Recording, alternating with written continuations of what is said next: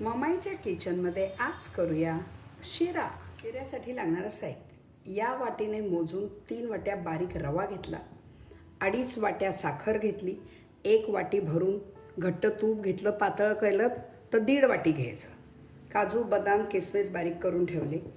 5 वाट्या भरून दूध घेतलं आणि वेलदोड्याची पूड घेतली. रवा अगदी 2च मिनटं भाजून घ्यायचा.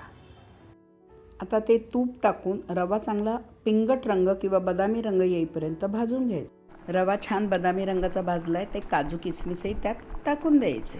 आता हे हळूहळू दूध टाकून द्यायचं. 1 वाडगा पाणी पण टाकायचं आणि वेलदोड्याची पूड टाकून द्यायची.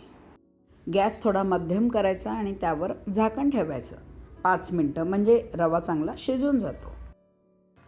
रवा बघा मस्त शिजलेला आहे. ह्याचे लेअर्स आलेत त्याला. आता ही साखर त्याच्यात कालवून टाकायची. साखर विरघळली की रवा पातळ होतो. तो शिजेपर्यंत आणि लेअर्स येईपर्यंत परत शिजवत राहायचं. हा आपला शिरा खाण्यासाठी तयार.